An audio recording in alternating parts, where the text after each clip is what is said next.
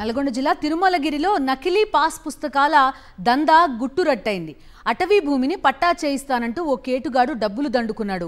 మిర్యాలగూడకు చెందిన షేక్ షోయబ్ అనే వ్యక్తితో ఒప్పందం చేసుకున్నాడు. ఎకరా భూమికి 3.5 లక్షల చొప్పున పట్టా చేయిస్తామని ఒప్పందం చేసుకున్నాడు. ముందస్తుగా 35,000 ఇస్తే పాస్బుక్ ఇస్తానని మోసం చేశాడు. దీంతో అతనికి 35,000 ఇవ్వడంతో ఓ నకిలీ పాస్ పుస్తకం అప్పజెప్పి ఆ మోసగాడు జారుకున్నాడు. 4.27 ఎకరాలతో పాస్ పుస్తకం క్రియేట్ చేసి మోసం చేశాడు. సర్వే నంబర్ను ఆన్లైన్లో చెక్ చేసిన బాధితుడికి పాస్ పుస్తకంలో ఉన్న సర్వే నంబర్ కనిపించలేదు.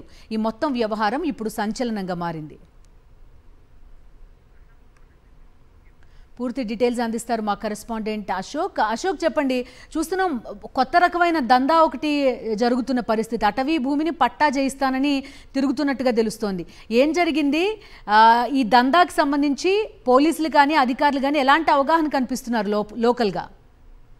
బిందు, రోజుకు ఒక మోసం తెర మీదకి వస్తున్నది. నల్గొండ జిల్లాలో చూసుకోవచ్చు. గడిచిన కొంతకాలంగా నకిలీ విత్తనాలు, నకిలీ ఎరువులతోటి రైతులు పడ్డటువంటి ఇబ్బందులు చూసినాం. మనం ఈ రోజు తాజాగా చూసుకున్నట్లయితే నల్గొండ జిల్లా నాగర్సాగర్ నియోజకవర్గ పరిధిలోనటువంటి తిరుమలగిరి సాగర్ లో ఒక అటవీ భూమిని పట్టా చేపిస్తానని చెప్పేసి కూడా గత కొంతకాలంగా మిర్యాలగూడ పరిసర ప్రాంతాల్లో కొంతమందిని మోసం చేస్తూ డబ్బులు దండుకుంటున్నటువంటి ఒక కేటుగాడు ఉదంతం కూడా సాక్షి టీవీకి ఎక్స్క్లూజివ్ గా సమాచారం వచ్చినటువంటి నేపథ్యంలోనే ఆ మొత్తం వ్యవహారంలో అసలు ఏం జరిగిందనేది కూడా సాక్షి టీవీ లోతుగా విచారణ చేసినటువంటి క్రమంలో 4.27 భూములు తిరుమలగిరి సాగర్ పరిధిలో ఉన్నటువంటి అటవీ భూములు అనువంశిక, అంటే వంశపారంపర్యంగా వాళ్ళ ఆధీనంలో ఉన్నాయని కూడా ఒకటి నకిలీ పాస్ పుస్తకాన్ని క్రియేట్ చేసి అంటగట్టినటువంటి ఉదంతం వెలుగులోకి వచ్చింది. మనం చూసుకున్నట్లయితే అందులో survey number 63/E sub class ఈ సర్వే నెంబర్ లో మొత్తం ఈ భూమి ఉందని చెప్పేసి కూడా ఒక పాస్ పుస్తకాన్ని అయితే క్రియేట్ చేసినటువంటి పరిస్థితి ఉంది. ఆ క్రియేట్ చేయడంతో పాటు ఒరిజినల్ పాస్ పుస్తకం ఏ విధంగా ఉంటుందో ఈ పాస్ పుస్తకం ఎట్లాంటి డౌట్ రాకుండా కూడా దీన్ని పకడ్బందీగా ఒక నకిలీ పాస్ పుస్తకాన్ని అయితే